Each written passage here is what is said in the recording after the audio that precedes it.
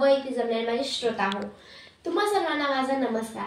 आज माझ्या भाषणाचा विषय मी मांडत आहे की महाराष्ट्रासह देशात वाढते धार्मिक जातीवादामुळे तरुणांवर होणारे परिणाम। राज्यात व देशात धार्मिक कट्टरता ही वाढत आहे, हे सत्य नाकारून चालणार नाही।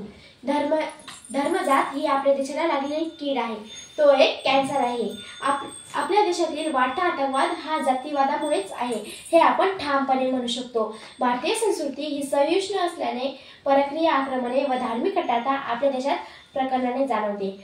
धर्मजात तरुणावर आतंकवादात प्रत्यक्ष व अप्रत्यक्षपणे ओढले जातात। एक अतिरेक जर निर्माण झाला तर सामर्थ्य करणारे लाखो युवा या देशात तयार होतात व आपल्या मुख्य प्रवासातून दूर जातात। आतंकवाद ही धर्मजातीचीच आपत्ती आहे। या आतंकवादाने असंख्य तरुणाचे जीवन नष्ट झाले आहे। देशाची प्रगती याच आतंकवादाने अनेक वर्षे थांबली होती।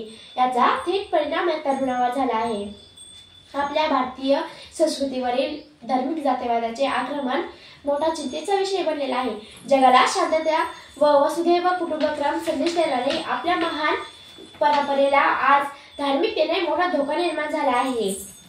जगाला शांतता निर्माण करायची असेल तर भारतीय संस्कृतीशिवाय दुसरा पर्याय नाही, हे जगाने मान्य केले असेल तरी आपली संस्कृती त्याला विरोधी करणारे व स्वार्थ घेणारे लोक आपल्याच या देशात आहे। धार्मिकतेप्रमाणे जातीवाद हा सुद्धा खूप मोठे आहे। विशेषतः महाराष्ट्रात जातीवाद तर खूप मोठ्या प्रमाणात फोफावलेला दिसतो। महाराष्ट्रात जातीवाद तर एवढा वाढला आहे की लोक कीर्तनाला कीर्तनकार सुद्धा आपल्या जातीचा शोधतात। जातीवादाच्या विख्यात महाराष्ट्र एवढा घट्ट अडकला आहे की आपली जात किती श्रेष्ठ आहे हे दाखवण्यासाठी लाखभराचे मोर्चे काढले जातात, परंतु असा एकही मेळा आपण या महाराष्ट्रात पाहावयास मिळणार नाही की ज्यात सर्व जाती धर्माचे लोक असतात। संतांच्या जयंत्या सुद्धा त्या जातीचे लोक साजरे करतात।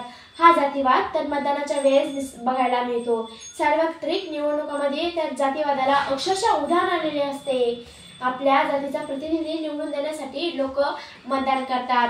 काही आपल्या जातीचा माणूस जर पडला तर त्यांना खूप दुःख होते। काही तरुण तर आत्महत्या प्रवृत्त होतात, तर कोणी पेट्रोल अंगावर ओतून स्वतःला पेटवण्याचा प्रयत्न करतात।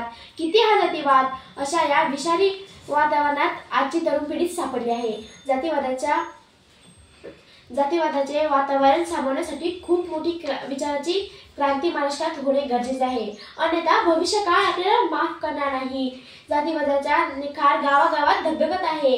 याचा स्फोट झाल्यास संपूर्ण समाज भस्म झाल्याशिवाय राहणार नाही, याची जाणीव पुढारी व समाजसुधारकांनी राहिलेली नाही। इतर जातींना कमी लेखण्याची आजची तरुण पिढी धन्यता मानत आहे। अशा भयंकर वातावरणात आजची तरुण पिढी वाढत आहे। हे अतिशय भयंकर घातक असून सामाजिक स्वास्थ्यासाठी हानिकारक आहे। महाराष्ट्रात जातीवादाच्या विख्यात महाराष्ट्र अडकला असताना राजकारणी लोकांकडून त्याला खतपाणी घातले जाते व स्वतःची पोळी भाजून घेतली जाते। याच कारणाने आजची तरुण पिढी बरबाद होण्याच्या मार्गावर आहे।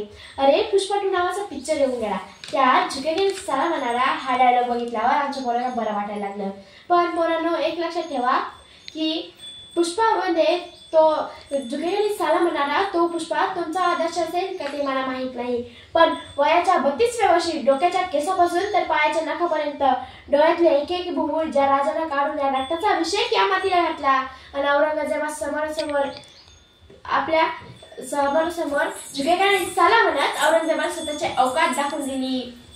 तो सध्या संभाजी राजा आपला आदर्श असायला पाहिजे, राजा आपला आदर्श असायला पाहिजे। धन्यवाद।